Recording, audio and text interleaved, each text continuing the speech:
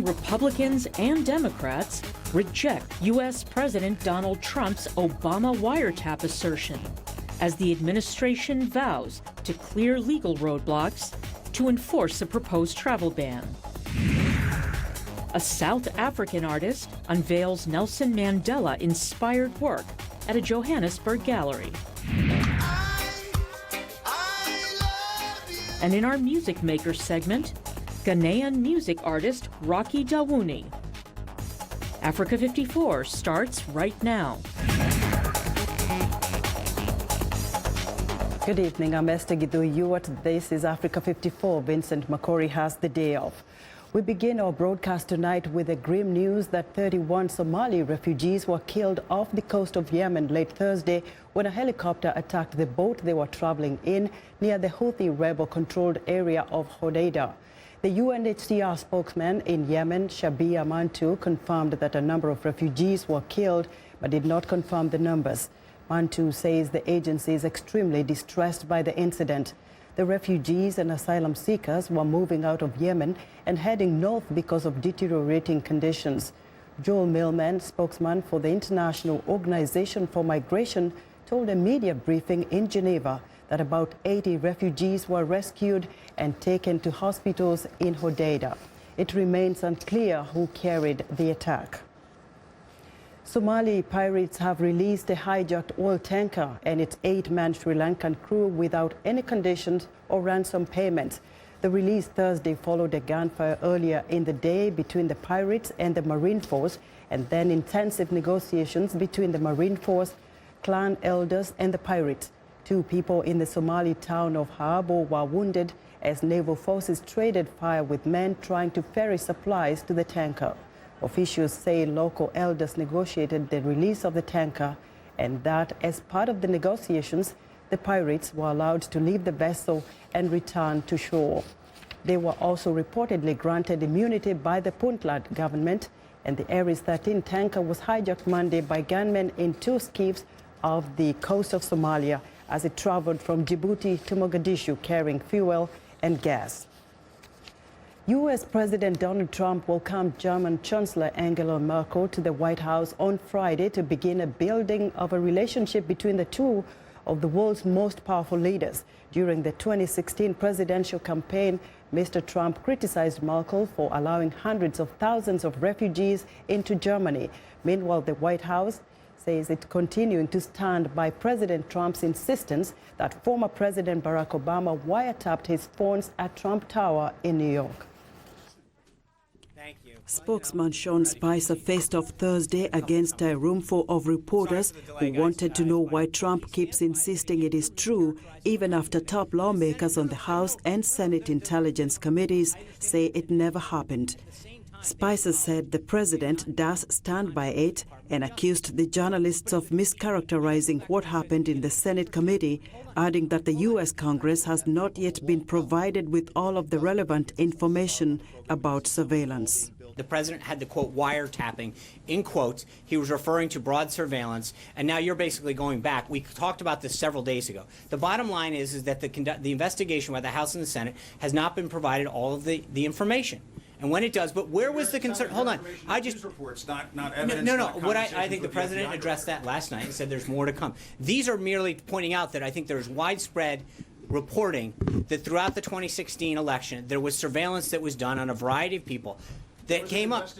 But the 2 top senators on the Senate Intelligence Committee, Republican Richard Burr and Democrat Mark Warner, said in a statement that based on the information available to us, we see no indications that Trump Tower was the subject of surveillance by any element of the United States government, either before or after Election Day 2016. Their statement followed one from House of Representatives Speaker Paul Ryan, who also dismissed the president's explosive claim March 4 that Obama ordered the eavesdropping. But the point is the intelligence committees, in their continuing, widening, ongoing investigation of all things Russia, got to the bottom, at least so far, with respect to our intelligence community, that no such wiretap existed. On Wednesday, House Intelligence Committee Chairman Republican Devin Nunes, who has been supportive of Trump, said at a news conference about Trump's wiretapping allegation that we don't have any evidence that took place. I don't think there was an actual tap of Trump Tower. The committee top Democrat Congressman Adam Schiff agreed.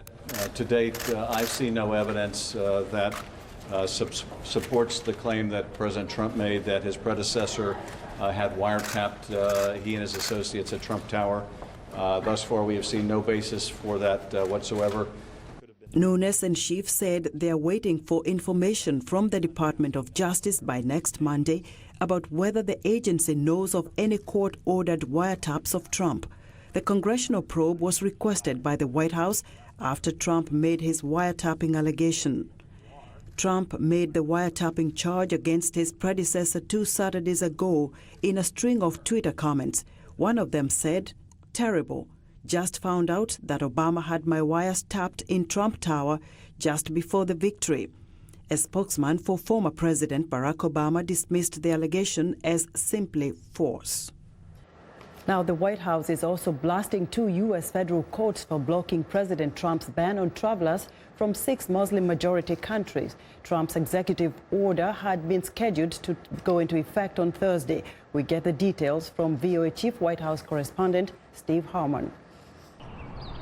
The judges are wrong. That is the contention of the White House after 2 courts, one in the state of Hawaii, another in Maryland, issued temporary restraining orders against President Trump's March 6th executive order to sharply limit travel from some countries. The danger is real and the law is clear.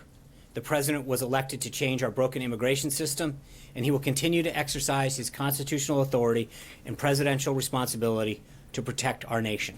The first immigrant travel ban, signed by the president on January 27th, was more pervasive and issued without advance notice. That caused chaos at airports, generating lawsuits that led to the order being blocked in court.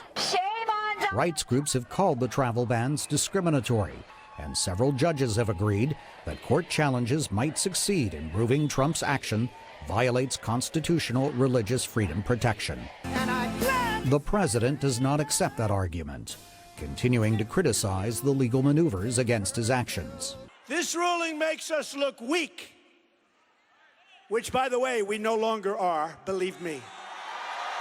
Just look at our borders. While rulings from the judicial branch frequently upset the executive branch, President Trump has gone further than any of his recent predecessors in denouncing judges, according to University of Miami law professor David Abraham, speaking to VOA News via Skype. And I'm sure this has irritated the bench, including conservatives on the bench. That was clear in the dissenting opinion of a very conservative judge in the Ninth Circuit in San Francisco, who also let it be known that no one in the judiciary, including conservatives, appreciates the kind of abusive talk coming from the executive branch and people in the White House these days. The Trump administration clearly does not want the temporary restraining orders to stand. The White House and the Justice Department, expressing disappointment with the federal judges' rulings, say they will continue to defend the latest travel ban in the courts. Steve Herman, VOA News, at the White House. U.S. Secretary of State Rex Tillerson says U.S. military action against nuclear-armed North Korea is an option on the table, after warning the policy of strategic patience with Pyongyang was over. In strong statements during a press conference Friday in Seoul with the South Korean foreign minister, Tillerson signaled a significant change in American policy towards North Korea, saying its burgeoning missile and nuclear programs must be halted. Let me be very clear. The policy of strategic patience has ended. We're exploring a new range of diplomatic, security, and economic measures. All options are on the table. Tillerson says a comprehensive set of capabilities is being created to deal with the isolated country, which is still technically at war with its southern neighbor. We call on other regional powers and all nations to join us in demanding the North Korean government choose a better path and a different future for its people. The United States is committed to supporting the defense of our allies, and we will continue to develop a comprehensive set of capabilities to counter the growing North Korean ballistic missile threat. That's why the United States and the Republic of Korea decided to take the defensive measure of deploying THAAD missile defense system. While we acknowledge China's opposition, its economic retaliation against South Korea is inappropriate and troubling. We ask China to refrain from such action. Instead, we urge China to address the threat that makes THAAD necessary, that being the escalating threat from North Korea. On Thursday in Tokyo, Tillerson said it's clear that a different approach is required after 20 years of failed diplomatic efforts to prevent North Korea from having nuclear weapons. Now, the final leg of Tillerson's Asia tour is in China, where his agenda includes meeting with President Xi Jinping. The thorny issue of trade will be a key topic to be discussed with Chinese leaders when he visits Beijing on Saturday and Sunday. Given President Donald Trump's blunt criticism of Beijing's trade practices and other policies, bridging the divide will not be easy. VOA's Bill Aide reports from Beijing. Secretary of State Tillerson's first official visit to Asia, capped off with a stop in Beijing, is seen as an important step in mapping out the road ahead for the world's two biggest economies. He will be talking with Chinese officials about how the two can chart a way forward on trade and other key issues. Acting Assistant Secretary of State Susan Thornton. We want to be able to pursue a constructive discussion with China that enables us to get at sort of problem areas and make progress on issues. Trump complained frequently about China's trade practices on the campaign trail, threatening to impose tough import tariffs on Chinese goods and promising to label the country a currency manipulator. None of that has happened yet, and since Trump and China's Xi Jinping spoke last month on the phone, relations appear to be moving in a positive direction, despite what Chinese officials say is a sense of optimism about relations and renewed pledges for more open access for foreign companies here. Concerns about a possible trade war and frictions persist in China. Chinese Premier Li Keqiang. We do not want to see any trade war breaking out between the two countries. That would not make our trade fairer. Our hope on the Chinese side is that no matter what bumps this relationship hits, we hope it will continue to move forward in a positive direction. On the streets of Beijing, some express concerns about the trajectory of ties, but also faith that the two could find ways to manage frictions. As long as both sides can find a peaceful way to address their interests, they should be able to move forward. Each side has their own political agenda, despite what some may say in the U.S. There will be frictions, but I don't think a trade war is likely. There, of course, will be frictions over their views on trade and finance, but that's normal. It is normal given the size and huge interests of both economies, analysts say, but forwarding Trump's America First agenda while keeping relations with China on track brings new uncertainties as well. Bill Ide, VOA News, Beijing. The United Nations has reacted to U.S. President Donald Trump's abrupt funding cuts proposals, saying that in any reform process, if you're forced to make quick cuts, you hamper the long-term prospects of effective reform. Stefan Dujarric, spokesman for the UN Secretary-General Antonio Guterres, says there is a need to address the underlying drivers of terrorism through continuing investments in conflict prevention, conflict resolution, countering violent extremism, peacekeeping and peace building. The U.S. is the largest contributor of the United Nations, paying 22% of the $5.4 billion core UN budget and 28.5% of the $7.9 billion UN peacekeeping budget.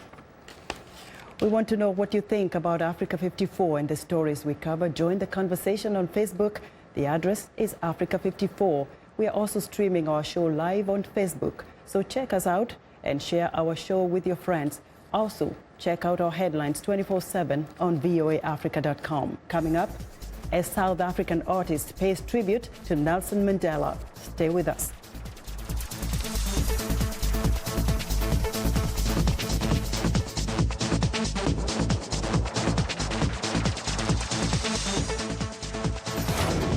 This is BizBeat. We're literally standing in an ancient saltwater sea that covered the whole Northeast about 350 to 400 million years ago. Joe Bucci Jr. is a mine environmental manager for the American Rock Salt Company, where elevators carry miners 400 meters deep in the earth, where they use powerful hydraulic machines and saws to scrape and grind out halite or walls of salt.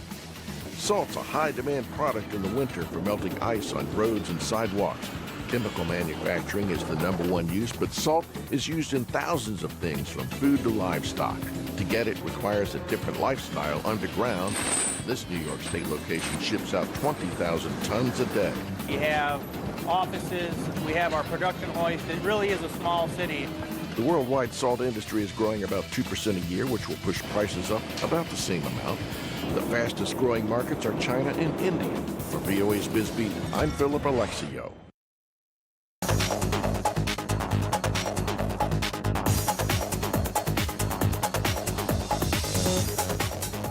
In Friday's business report, stocks are historically green on St. Patrick's Day. With more details and what sectors are expected to remain in the green, here's Africa 54 business correspondent Jill Malandrino reporting from the NASDAQ market site in New York.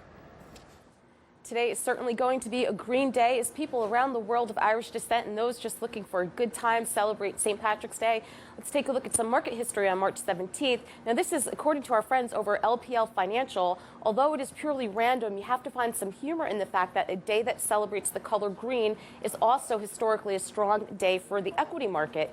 In fact, going back 20 years on March 17th, the stock market has been higher 80% of the time, one of the most likely days to finish green out of the entire year. So luck of the Irish indeed today. So where are traders looking for some potential green spots? Technology continues to be favored because of strong fourth quarter earnings and outlook as tech makes a cyclical comeback. There's also higher business confidence, possibly lifted by expected corporate tax reform. Technology's role as a productivity enabler and valuations are all supportive. Trade policy is the one big risk here we have to take a look at, however. Financials are also a sector that should continue to outperform with a steepening yield curve, deregulation, expanded credit access, strong fourth quarter earnings, and positive revisions. We have seen the sector consolidate recent gains, but that is more of a function of prudent investing as the sector has run up over 30% in some stocks. From the NASDAQ market site, I'm Jill Malandrino, and this is Africa 54 Business News.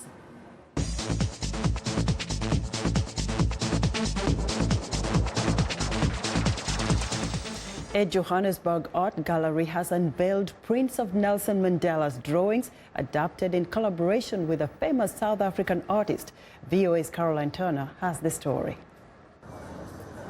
In a tribute to Nelson Mandela, the Melrose Gallery in Johannesburg is hosting the work of internationally renowned artist Esther Malangu and the former head of state's eldest daughter, Dr. Makaziwe Mandela. They recently unveiled an important collection of artwork inspired by Nelson Mandela. The paintings were created by embellishing prints of drawings created by Mandela in 2001. Malangu created this important body of work in 2004 and says it remains one of the most rewarding collaborations in her long career.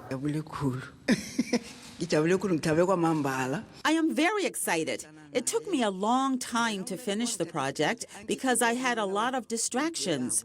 I am always busy. People visit me all the time, so I had to accommodate them as well.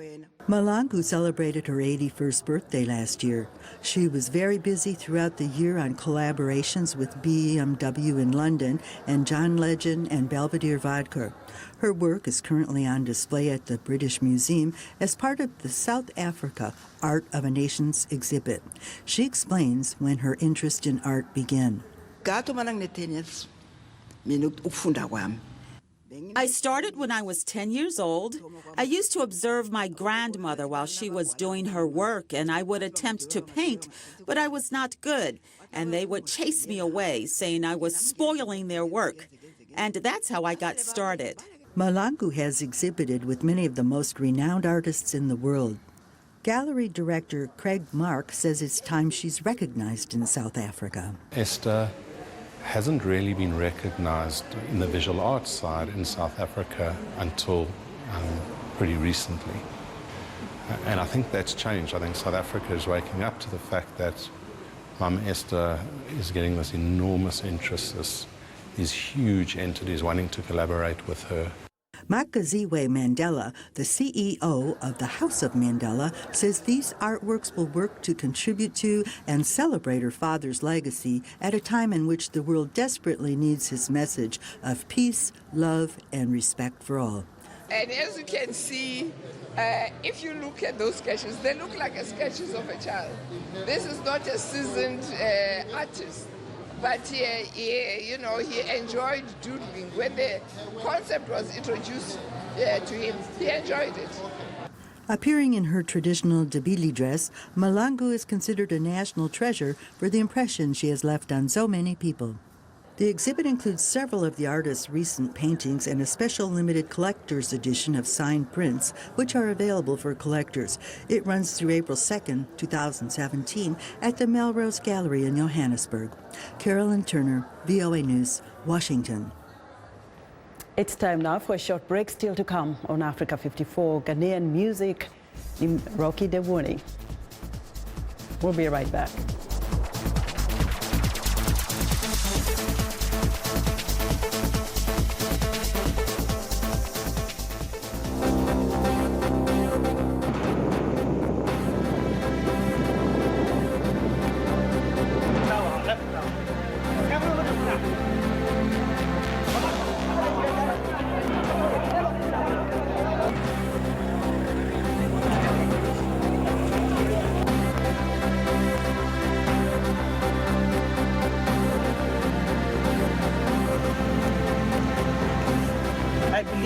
Every Zimbabwean is entitled to a just, fair and equal Zimbabwe, not the Zimbabwe that we're living in right now.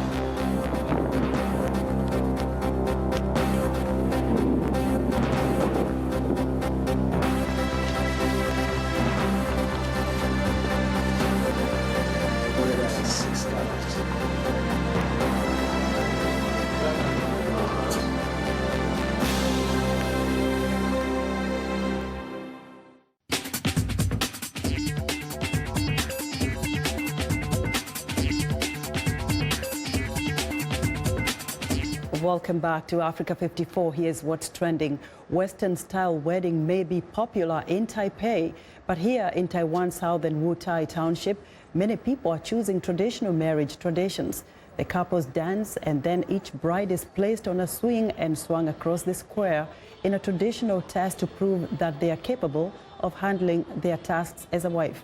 Indigenous tribes are struggling to maintain their traditions, not only in weddings, but also in other aspects such as hunting, naming ceremonies, funerals, language preservation, and others. Therefore, traditional indigenous weddings are seen as a way to preserve each tribe's tradition. Next up, Vogue Sari, an event showcasing the exquisite garb, kicked off Amazon India Fashion Week in New Delhi this week. More than a dozen Indian designers contributed their creations based on the concept of sari for day, sari for play, portraying looks for day wear as well as night wear. Several designers opted to give the Indian garment a contemporary makeover. Vogue India plans to popularize Indian wear in the global fashion community through its international magazines. The fashion event this year is a tribute to the Indian handlooms. And in other Vogue news, the legendary fashion magazine launched its newest international edition this month, Vogue Arabia, targeting a niche audience in the Middle East that is fashion conscious, style-driven, and wealthy.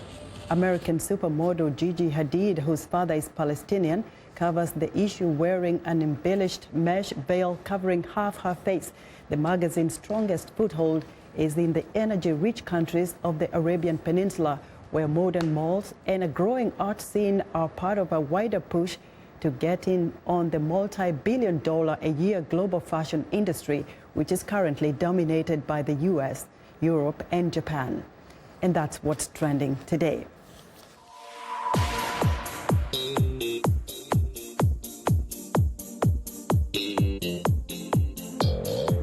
And in our Music Makers segment, I talked to Heather Maxwell, host of VOA's Music Time in Africa radio show, about her recent trip to East Africa, where she met with various music artists. Let's take a listen.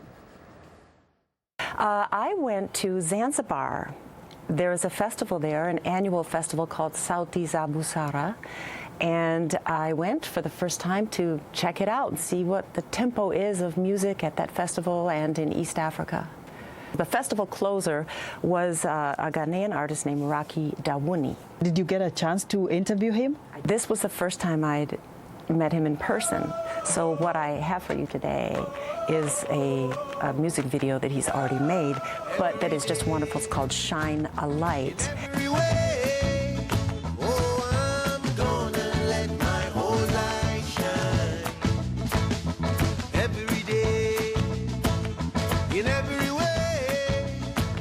He's just trying to pass on positivity and try to show, as an artist, that he was saying that video and that song shows his maturity as an artist, because he uses a lot of different styles, not just reggae, not just high life and Afrobeat that are his African influences being from Ghana, but he also uses New Orleans jazz sound and a little samba from Brazil.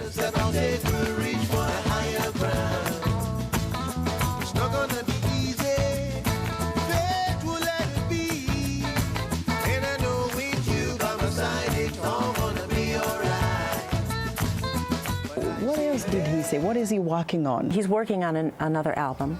As we left each other after the interview, he was going back to Kenya. He loves Kenya. In fact, he has another music video called Nairobi, and the theme of the song is, in the music video is, Nairobi, I love you. From every creed, everybody must join this unity. I said so. Nairobi, I love you. I love you. Nairobi, nakupenda. I love you so. I love you. Nairobi, nakupenda. I love. Coming back to the music video, Shine a Light. That one is a feature song in an Ice Cube movie called First Fight that was just released in February. His music is now becoming soundtrack features in major Hollywood films.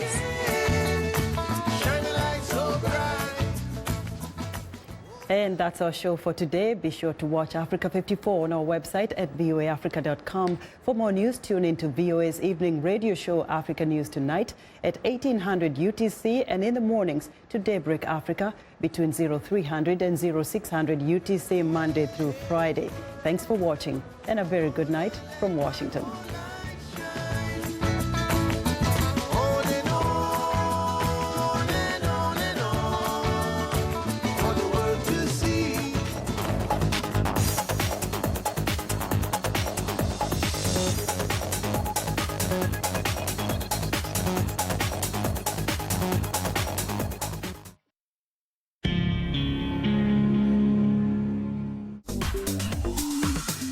Welcome to English in a Minute. A plate is a dish that you put your food on. Have a lot on your plate. Hey Anna, I'm having a party this weekend. You should come. I wish I could, but my weekend is really busy. I'm baking a wedding cake, writing my article, teaching 2 classes, and oh, my parents are visiting. Wow, you have a lot